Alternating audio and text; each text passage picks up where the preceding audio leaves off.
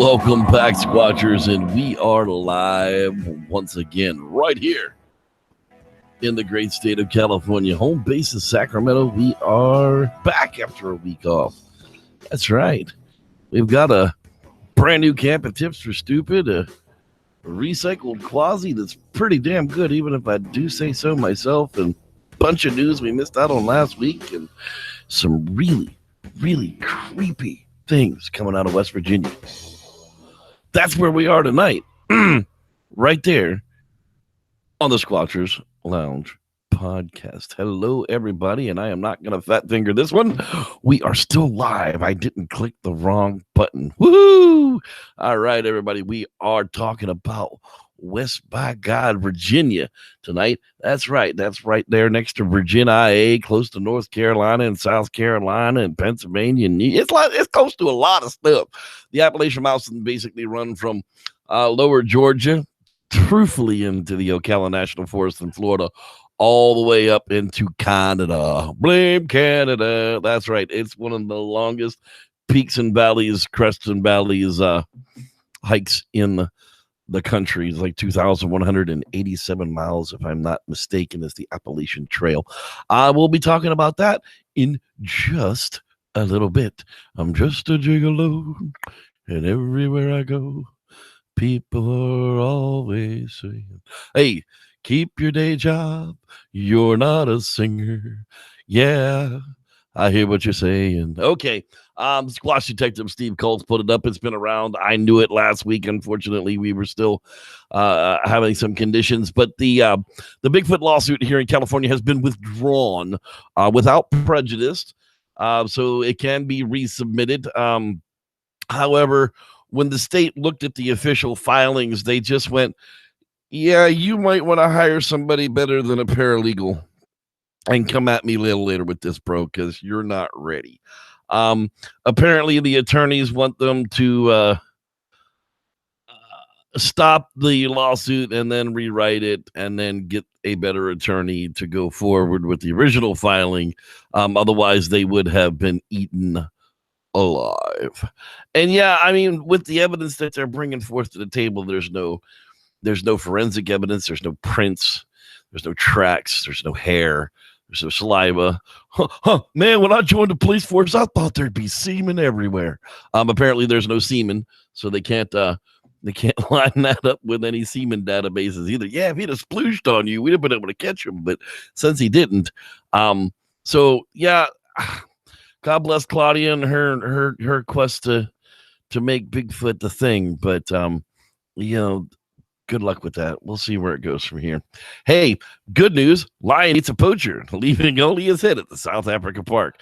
I don't know if this is real or not because I don't know what this troab.com is, but I really hope it is.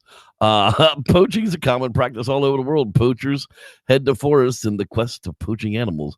They do it for many reasons. Well, the lions were successful in eating the poacher.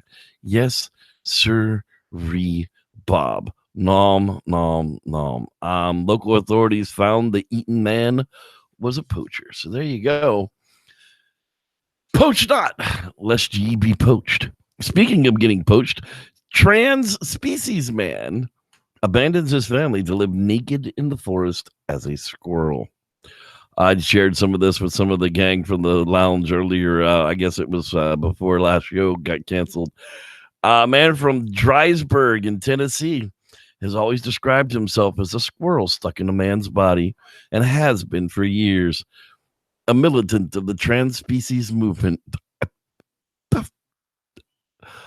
I have no words, people. I mean, if you support this, seek therapy. That's all I can. I'm done. If you support that, please seek out some therapy. The last show we talked about the shroud of Bigfoot. You know, you've heard the shroud of Turin. Well, apparently now we have the shroud of Bigfoot prints that have been cut from this futon. And now the express.co.uk, you know, being a British site with no Bigfoot of their own, they have to, what do they call that, sycophantically suck on to the Americans a Bigfoot to have anything to do with it. Mr. Barackman here, Cliff Barackman, of course. Yeah, we've all seen him finding Bigfoot. Now he's doing expeditions with Cliff. Yeah, going out and Squatchwood Cliff for 4 days for some atrocious amount of money. Anyhow, there you go. That one there is out there on express.co if you want to go find it. The Shroud of that, whatever. Wood Devils of Coos County. That's right. Lobstick, Pittsburgh, New Hampshire. When you're in the woods, do you ever get that feeling that something is watching you? Well, maybe something is. People see a lot of things in the forest around Pittsburgh, New Hampshire. Moose, bear, fox, and occasionally things they just can't explain. One of those mysterious things some people have reported and seeing here in Coos County is what's known as the wood devil. And it goes on to talk about, their local version of the wood devil, 7 foot tall, covered in grayish hair. They're known for their sleek, thin build, unlike the patty fat asses of the Pacific Northwest. The beatniks. They like to lay around and eat too much food. Apparently, these guys are CrossFitters and sleek on their way out. Wood Devils of Coos County, Lobstick. You can just search for it there. More Cliff Barackman stuff going on here. The Olympic Project sighting follow-up investigation, March of 2018 here on the Cliff Barackman website. Recent sighting report came to them last week, and they took a day or two to get to the scene, but they made it out and scoured the area with Shane Corson of the Olympic Project to find some interesting things. But first, the backstory. And of course, I'm not going to go through and read all this off of his website because that's what it's there for. CliffBarackman.com. Go check it out. It was an interesting read, kind of. Finally, evidence of the orang Pendek, Sumatra's 8-man cryptid. Could it be true? Yeah, not exactly. The orang Pendek sightings, the Indonesian language orang Pendek translates to short person and is believed to be an undiscovered primate species that could potentially be of the Homo genus, being like us. Over the years, there have been a plethora of orang Pendek sightings by travelers, locals, and researchers who have come into the sites of the cryptid or stumbled upon it by chance. The most common characteristic confirmed by these numerous sightings depict the orang Pendek standing between 30 and 60 inches high, or about 2.5 to 5 feet. These creatures are described as being covered in golden brown or gray hair and are bipedal, walking erect in the same manner as humans. But whatever is more bizarre is that they're said to have a human-like facial features. I don't know, man. It's creepy. I don't want to be looking back in the face of a human when it comes to an orang Pendek. I don't know. Just creepy. And that's all the news that's good news with Reverend Jeff Gnu. Gary Gnu, yeah. Support the page, Redbubble. Search for Bigfoot Watch, all one word. Wham! Get yourself a Squatchers Lounge t-shirt. They're not $44, people. They're $21.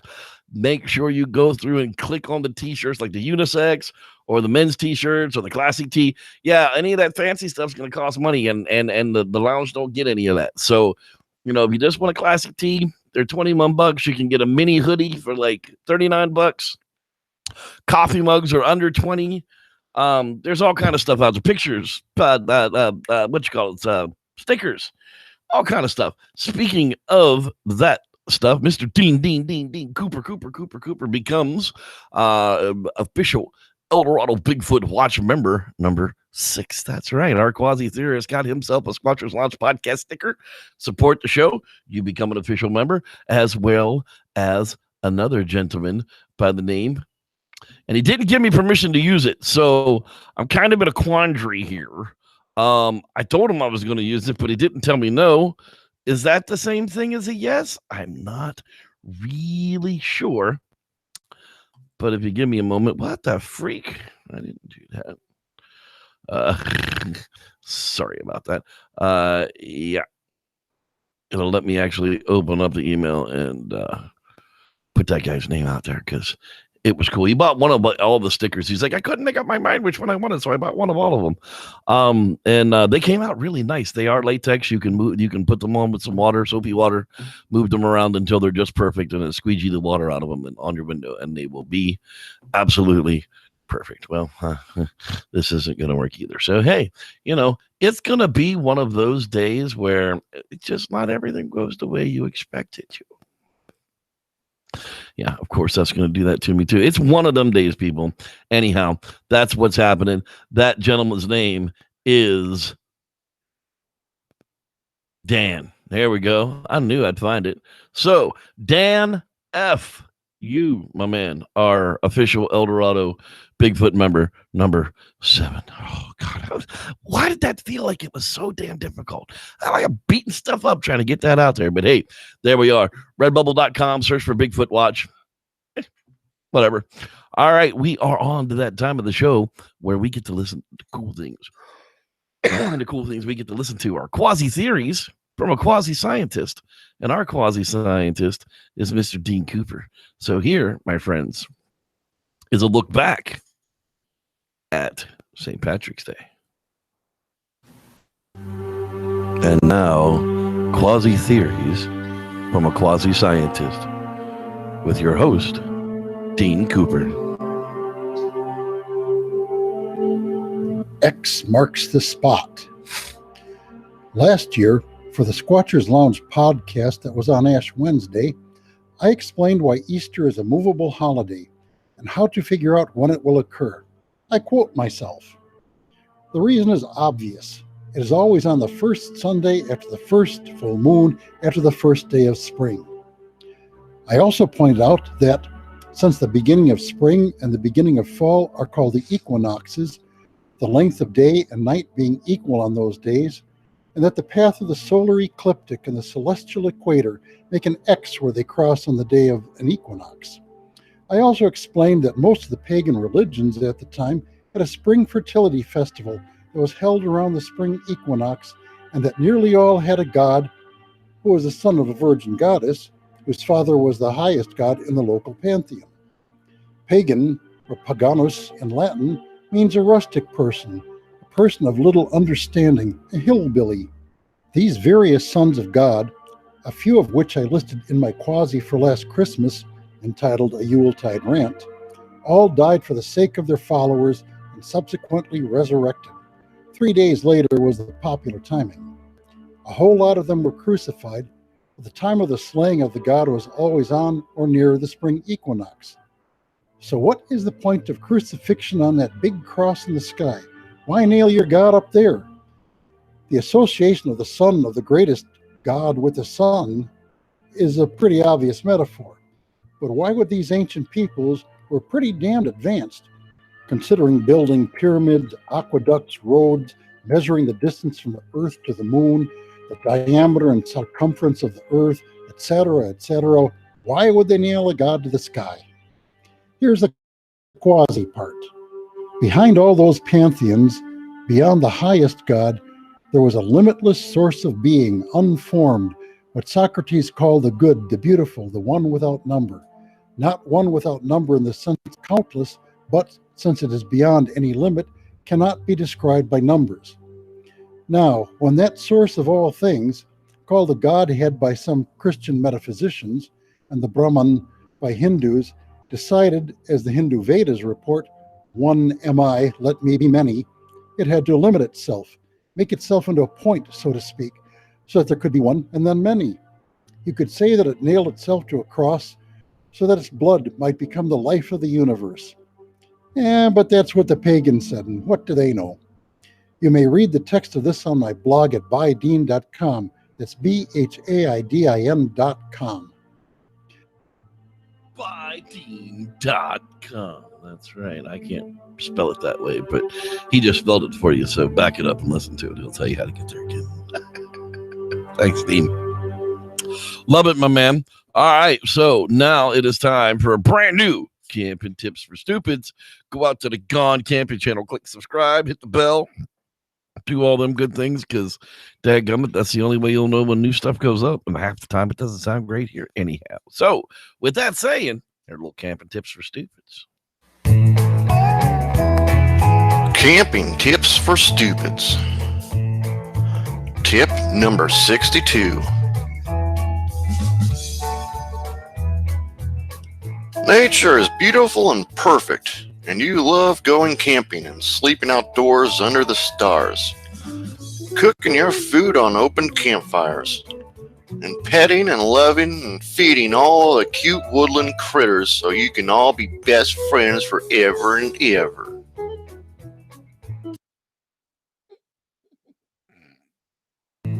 Well, wake the fuck up, you hippie liberal. When the pot wears off, maybe you should remember one golden rule of camping. Besides not peeing uphill from your tent. Like, don't feed the damn animals.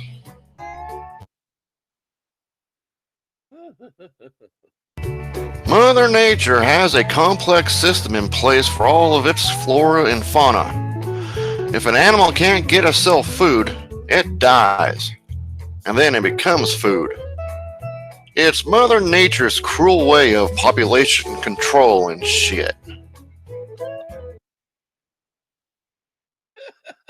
Not only that, but you condition and train the animals to depend on campers for food. They seek them out, raid campsites when you're away, and trash your white trashy camper trailer. Ever been gored by a pissed off starving deer? It's nature's proctology exam. Yeah, I thought I'd be able to find a picture of some dumb hunter being gored by a deer. So here's one of a bull doing it instead. Yeah. Ow. So remember, stupids, animals don't care about us. They're greedy, hearts, murdering poop machines. And that's why we hunt and eat them. We do it before they can do it to us. This has been Camping Tips for Stupids. Remember to spay and neuter your idiot population. There you have it, folks. Spay and neuter your idiot populations. Thank you so much from the Gone Camping channel of Jim and more. Thanks, guys. Hey, this is that part where I go out here and I see who's hanging out live. So if you haven't said hi to me in the chat box yet, you better get to it, because by the time I get to the bottom, I won't know you have been here. So let's strike it up. Who? Billy, John, man, was the first. Looks like he was the first one to check in tonight. Miss Starshine swinging her tool around. Shane Barber, how you doing there, sir? They belong and prosper. See, I can, yeah, Nanu, I can do that. Yeah, I know that doesn't go with Nanu, jackass. Cheryl Willen, how you doing there? Timothy McCune, that's right. West by God, Virginia. That's right. That's me. I'm saying hi to everybody out there as we come into the show. And then we are off and running. Mr. Rod Dupree, he's always in the place to be as well. Jonathan Doty, how you doing there, man? I'm glad you're with us as well. Hope you're feeling well. Seeing Cam Squanch, that's right. Mr. Don Ripe, how you doing there, Chief? Glad you are with us. James the Grower, Michael Bird, Keith Harden. That's the names I like to see every week. Life and Times of JCM. That's right. That's the guy from Gone Camping right there. If you don't like those, that's the guy that yelled at. Trust me. He'll care too. I guarantee you, if you send him a dirty message, he'll appreciate it and reply to it. There's our quasi scientist, Mr. Dean Cooper. John Leland, how are you doing there, sir? Mr. Shane Barber, I said hello to you, but I will say hi twice because you're a cool guy. Lance Windsor, how you doing there, man? There he is, Huck Outdoors. Jason, how you doing, my man? Glad to see you guys. Had to cancel their hiking trip over Six Peaks because it snowed. Imagine that in March. Yeah, I do pay attention to the Southern Hikers channel on Facebook. If you guys are interested in seeing some really cool hikes, those guys out there do some slick stuff almost every single weekend. Sam Squanch Rivera is in the house. How you doing there, buddy? Glad you are with us as well. I'm getting down to the bottom here, guys. If you're not saying hi, I don't know you're here.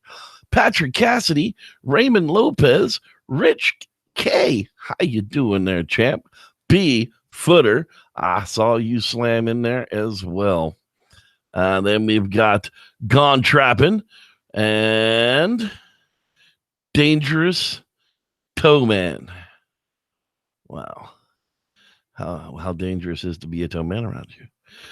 Kat from Henderson, North Carolina. Hi. I'm starting to sound like Casey Kasem on Sunday afternoon's Top 40 Countdown. Now, here's a little letter from little Jamie from Indiana, Indieville. Yeah, no, that's not where we're at tonight. This is the Squatch Lounge podcast. I'm not that guy, at least not yet. Jeffrey Weeks, Renee Collins, glad you guys are in the house with us. A name I didn't say tonight was our very dear friend, Mr. Kurt Harris. About a week ago, Friday, Kurt left us. He finalized his battle with cancer and, transitioned into the places that we go. He was a man of faith. He was a man of Christ. He believed in heaven. He believed in God. He believed he was going there. And all I can hope is that's where he ended up, looking down all over all of us now, knowing for sure whether we're ever going to find Bigfoot or not. And with that, I really wish my good friend was here, but he's not, and we will definitely miss him. And with that, let's move on to things a little better. Kevin K, 420, sir. Glad you're there. I'm sure that Michael Bird, I see you as well. And I see, I'm sure Cassie is out there, as well as Mr. Christopher. Mix that cheese with the ketchup and eat them vegetables, pal. Cauliflower isn't going to kill you. So, with that, my friends, it is now time to talk about West Virginia. West, by God, Virginia Bigfoot. Ooh, what? Yeah. Now, here's basically the part of the Appalachian Mountains that we're kind of talking about. I'll back out here a little bit. Here we've got, I'm on the Virginia side of it. This is the West Virginia side of it. Here's North Carolina, Kentucky, Tennessee. The Appalachian Mountains run right up the corridor through the middle of all of this. So anything that kind of applies to West Virginia is going to kind of apply to all of these states where they meet here in these corners. Now, the team that I found these out of is West Virginia Bigfoot Research Center. These are mostly from last year. They did a lot of investigations between 2016 and 2017. This year's stuff's kind of been dog manny stuff, and well, we know how I feel about that. But let's take a listen to some of the things that I picked up out of this. Now, not every Bigfoot vocal is what people are going to be expecting it to be. I've had lots of my friends who I know go to Bigfoot areas, and there aren't anybody out there, and when they get out of their trucks, they'll always describe things as girls partying in the woods. Some people call it samurai chatter. Some people call it indistinguishable vocalizations, like a troop of chimpanzees. Only there shouldn't be a troop of chimpanzees in West Virginia. And that's the whole of what I have for you tonight. And since we've got good audio, where I've enhanced them, they really should go. Now, I don't have a whole lot here. You'll see where we're going with this in a minute. But let me give you the first one uncut. And the people tell you exactly what the situation is. So I really don't have to do much of a setup here.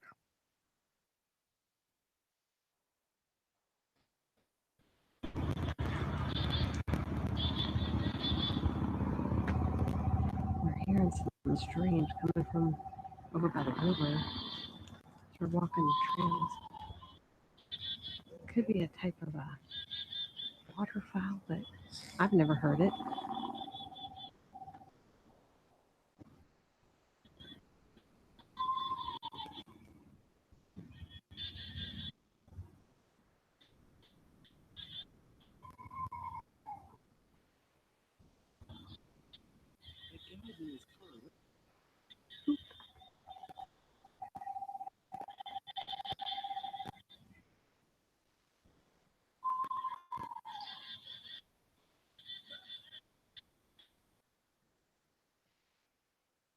Now,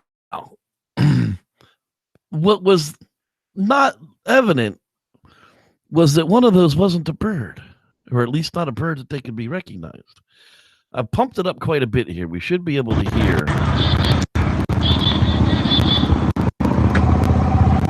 hearing something strange coming from over by the river. We're walking the trails. It could be a type of waterfowl, but I've never heard it.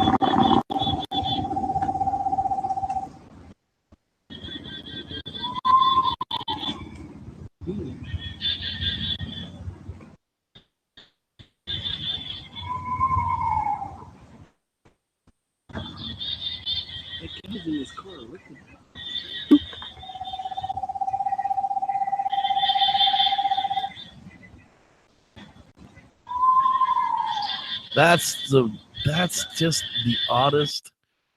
That's just the oddest dove call I've ever heard. Oops, wait, no, that's not the one I wanted to play. I've got another mimic call out of that same audio.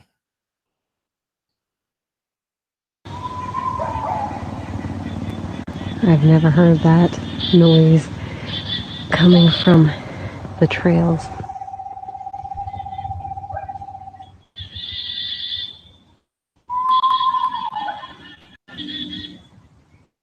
All the birds are alerting. It's very, very, very strange. I've heard Sasquatch mimic owls.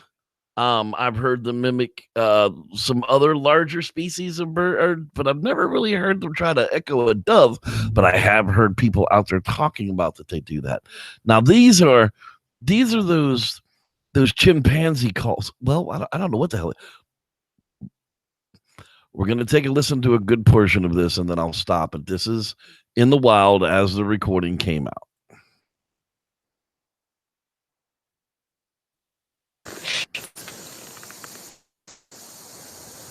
I can't believe you pulled that out and it quit. They kids?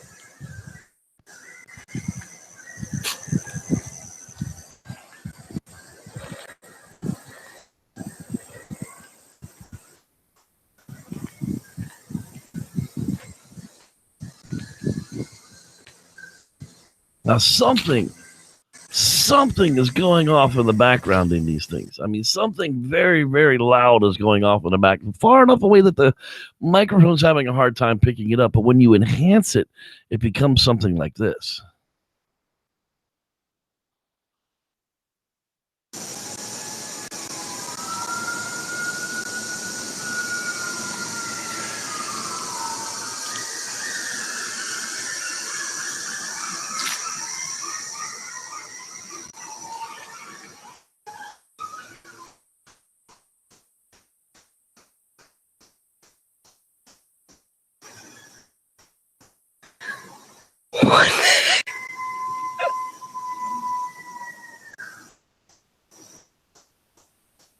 Oh my gosh.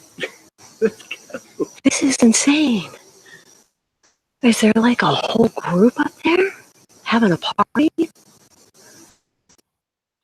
I mean, okay, so you say to yourself, oh, those are coyotes. Those are just yipping coyotes. Do you realize that you go back and look at the video from this, it's broad daylight. Coyotes don't yip like that in the broad daylight. I mean, they just don't. I mean, I've been in the woods a long, long time. I've never heard a bunch of yipping coyotes in the freaking daytime. Nighttime, quite possibly. I might have even thought that that's what they were in the nighttime. But this was daytime. You could hear somebody mowing their grass in the background that was in front of these people as they're facing the animal reserve on the other side of what they were recording. Here's that real loud scream that just seemed completely out of place.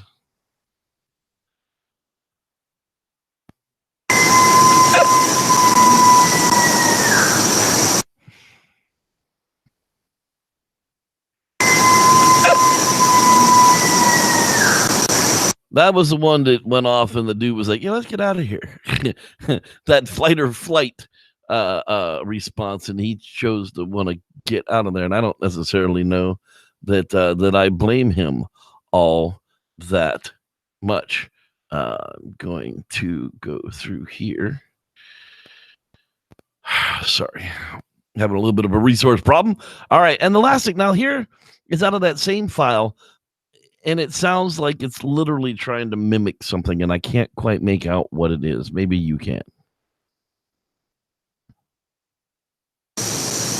Wow.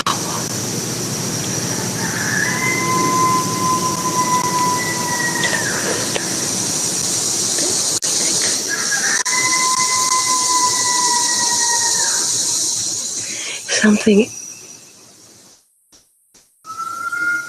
That is not a rooster.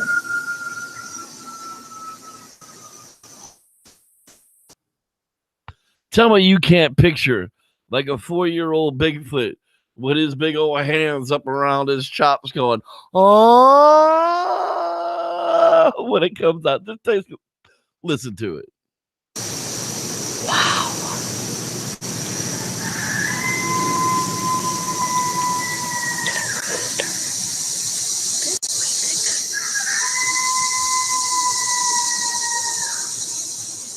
Something.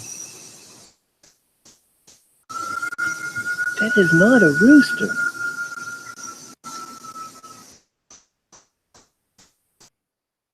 Now, I had actually played around with it, and I don't want to present it, but I'd actually played around with that last long howl and dropped it, I don't know, probably like an octave or an octave and a half, and I swear it sounds like the Ohio howl. Do it yourself. Just rip it right out of here or record it on Audacity and drop it a little bit and play around with it, and it starts to sound more and more like a Bigfoot yell the further you drop it down. It's just like you can picture the little gorillas at the zoo doing it. Yeah, I can picture the little Biggie standing next to his mama howling for daddy to come home. Now I do have one more little set here. There's 44 seconds of it that's raw, and then of course there's 44 seconds enhanced, and a little bonus at the end of it. So let's take a listen to this last one here. Here they go again. That's gotta be something else.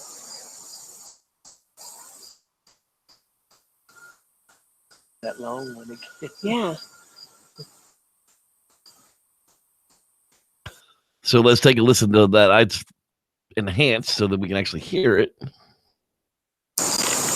they go again. That's gotta be something else.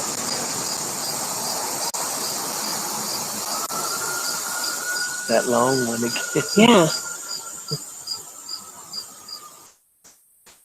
What the heck is that? They're not too far from here.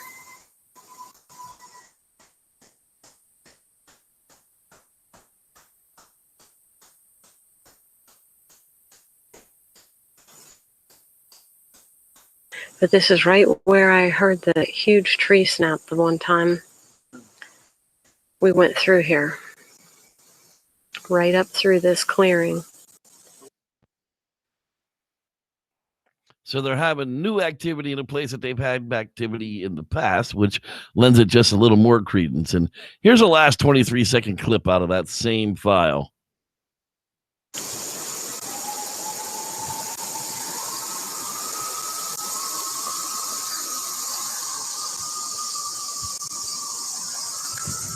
People turning around. Oh my. They're carrying on up there. Bigfoot juveniles gone wild right here on the Squatchers Lounge podcast.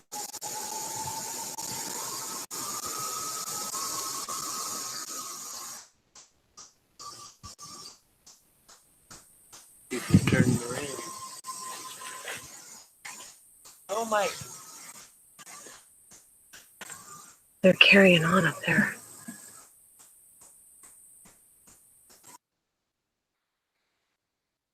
Yeah, I don't know what those calls are. I mean, I've investigated West Virginia, North Carolina. I've been to Charlottesville in the mountains. I've been all up and down the Appalachian Trail.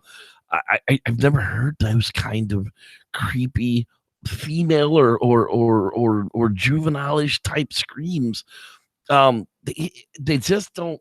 One, they're way too long for them to be coming from the small lungs of coyotes. And two, I just can't picture a bird with those kinds of screams coming out of it either. I wish I kind of had an answer for that, but I really don't.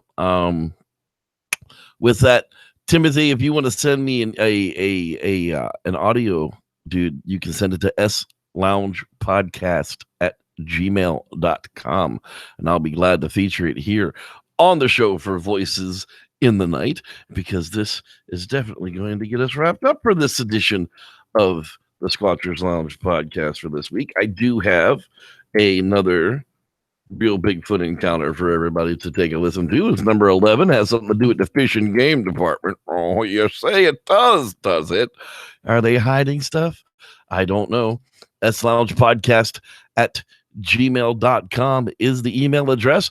May 18th, 19th, 20th at Black Oak Campground in Georgetown, California is where we're going to be for Expedition Stumpy, a 3-day Bigfoot trek looking for, and who knows, maybe a sighting or two during the weekend. We'll see. Fishing, all kind of fishing, lots and lots of fishing. Anyhow, with that, guys, I am going to let you guys go for the evening and take a listen to this real Bigfoot encounter rerun. That's right, people. Thanks so much for being here. I'm Reverend Jeff, and may the Squatch be with you. Welcome to another Real Bigfoot Encounters with Reverend Jeff. This is an incredible report by a salmon surveyor for the Department of Fish and Wildlife in Raymond, Washington. The witness and a partner reported the incident to the department, explaining how, not far from their vehicle, the witness discovered a bloody trail going across the ridge into a creek. This is that story.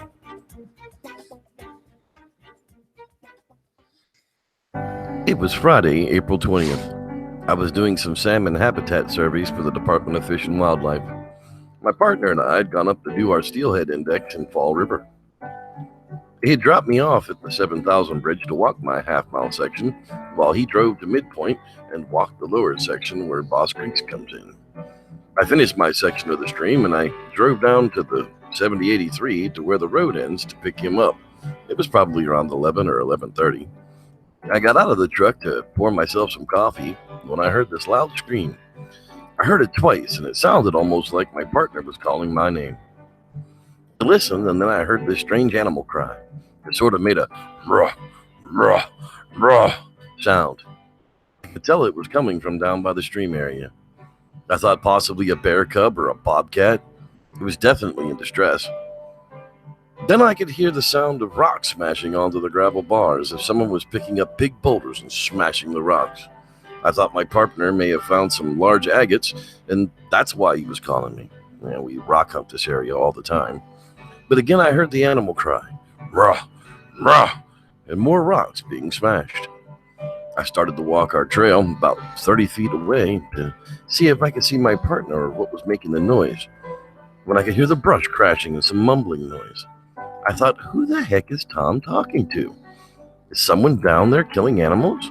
Did he have an encounter with someone, and he's fending it off with rocks? But the mumbling sounded like they were having a conversation. I walked to the edge of the brush where the trail leads down to the stream. I couldn't see anything. It was pretty brushy. And then it was raining. I had a horrible sore throat and didn't feel like walking down the trail and up street to meet him, which is what I usually do, looking for rocks. Not to mention, I was feeling a bit uneasy. Something kept telling me not to go. I was even afraid to holler his name. I had no idea what was going on in the stream, or who or what was down there. I started to head back to the truck, and I heard the brush behind me crashing. I turned thinking it was Tom, and no one. Each time I started back to the truck, only about 30 feet away, the brush would crash again. Still not Tom. I just jumped inside the truck and waited. He was now running a bit later than normal, and I had no idea what to do. No radio, no cell phone service to call for help if he didn't show up or if he was hurt. It seemed like about 15 to 20 minutes went by before I saw him coming up a different trail, off to my right, not to the left where he should be. I got out to ask him what the heck he'd been doing down there, and informed him that when he got to our trail to get out of the stream, there on the gravel bar was a freshly killed deer. The stream rising from it and the blood coming off of it, and the brush was splattered with blood, maybe as high as 8 to 10 feet. But the worst part was the upper torso, the stomach to the head, was gone. It was ripped in half, and there was a bloody trail going straight up our trail, practically in front of our truck and across the ridge to Boss Creek. I sort of wanted to go down there and look at the animal with him, but my partner wanted nothing to do with it. We got out of the area in a hurry, in case whatever came back to get the rest of the body there on the gravel bar. He said he had never heard any sounds, just came upon the dead animal. Did not even look for the footprints of any kind. He just wanted to get past it as quick as possible. I can't believe it, whatever this was. They nearly walked in front of me with that upper carcass, and I did not even see it. It was over 2 weeks before they could go back to survey that area again. The witness refused to walk that section. In fact, they didn't even want to walk any of it. Witness name withheld. Once again, we find ourselves all alone in the forest at the great beast that our Bigfoot can really bear on your nerves. For this Fish and Game employee, it was a terrifying event. For me, it's just another real Bigfoot encounter. Thanks for watching, and may the Squatch be with you.